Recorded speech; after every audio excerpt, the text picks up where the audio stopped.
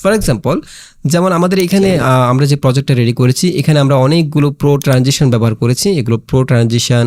এরপর আমাদের এই ক্লিপটার মধ্যে আমরা এখানে অ্যাডজাস্ট অপশান থেকে অটো অ্যাডজাস্ট করেছি, অর্থাৎ কালারটাকে আমরা অটো অ্যাডজাস্ট করেছি, এটাও প্রো ফিচার। এরপর এখান থেকে আমরা ট্রানজিশন ইউজ করেছি, কিছু টেক্সট টেমপ্লেট ইউজ করেছি, এগুলো প্রো টেক্সট টেমপ্লেট।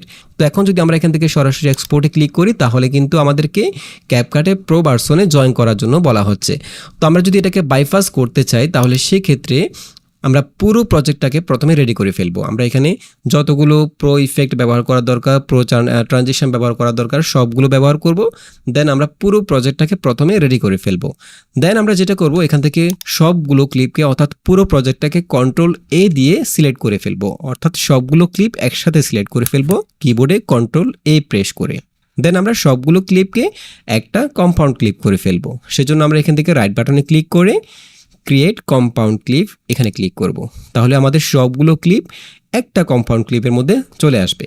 এরপর যেটা করব আমরা এই কম্পাউন্ড ক্লিপটাকে প্রি প্রসেস করব। প্রি প্রসেস করলে যেটা হবে এই পুরো ক্লিপটা ভিডিও ক্লিপ আকারে আমাদের যে প্রজেক্ট ফোল্ডার রয়েছে সেই প্রজেক্ট ফোল্ডারের মধ্যে সেভ হয়ে যাবে।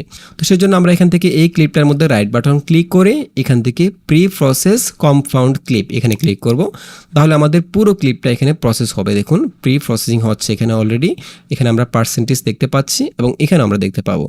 তো আমরা প্রি প্রসেস কমপ্লিট হওয়া পর্যন্ত প্রথমে অপেক্ষা করব এবং আমাদের এই ক্লিপটা সেভ হবে আমাদের এখানে যে প্রজেক্ট ফোল্ডারটি রয়েছে সেই প্রজেক্ট ফোল্ডারের মধ্যে। তো সাধারণত আপনাদের ক্ষেত্রে হয়তো প্রজেক্ট ফোল্ডারটি সি ড্রাইভের মধ্যে সেভ হবে, বাট আমি সেটাকে অন্য একটি ড্রাইভে লোকেশন চেঞ্জ করে দিয়েছি। কারণ আপনি যদি আমাদের এখানে যে ক্যাপকাটের প্রজেক্টগুলো সেগুলো যদি সি ড্রাইভে সেভ হয় তাহলে আমাদের সি ড্রাইভটা খুব তাড়াতাড়ি ফুল হয়ে যায়। তো আপনি চাইলে সেক্ষেত্রে প্রজেক্ট ফোল্ডারগুলোকে ম্যাটেরিয়াল যে ডাউনলোড ফোল্ডারগুলো সেগুলোকে চেঞ্জ করে নির্দিষ্ট একটি ড্রাইভে নির্দিষ্ট একটি ফোল্ডারের মধ্যে লোকেশনটাকে চেঞ্জ করে দিতে পারেন। ওকে, আমাদের এখানে প্রসেসটা কমপ্লিট।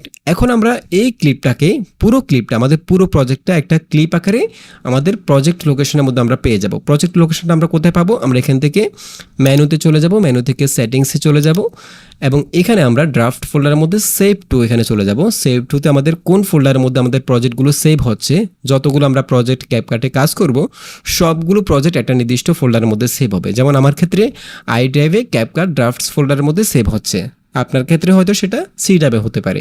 তো আপনি যদি সেটিংস থেকে সেটাকে চেঞ্জ করে দেন তাহলে সেটা যে ফোল্ডারে আপনি চেঞ্জ করে দেবেন সেই ফোল্ডারের মধ্যে সবগুলো প্রজেক্ট সেভ হবে। তো আমরা এখান থেকে আমাদের প্রজেক্ট ফোল্ডারের মধ্যে চলে যাব। আমাদের প্রজেক্ট ফোল্ডারটি যেহেতু আই ড্রাইভে ক্যাপকাট ড্রাফট ফোল্ডারের মধ্যে সেভ হচ্ছে আমি এখান থেকে ক্যান্সেল করছি। আমি আই ড্রাইভে ক্যাপকাট ড্রাফট ফোল্ডারে চলে যাব। আমি এখান থেকে আই ড্রাইভে ক্যাপকাট ড্রাফটস ফোল্ডারের মধ্যে চলে আসছি এবং আমাদের এখানে যে প্রজেক্ট নাম্বারটা সেটা আমরা প্রথমে এখান থেকে একটু দেখে নিচ্ছি 0529। আমরা এই ফোল্ডারে চলে যাব 0529। ওকে, আমাদের এই প্রজেক্ট ফোল্ডারের মধ্যে আমরা চলে যাব। দেন এখান থেকে আমরা চলে যাব রিসোর্সে, এরপর এখান থেকে কম্বিনেশন এবং এখানে আমরা অনেকগুলো ক্লিপ দেখতে পাচ্ছি।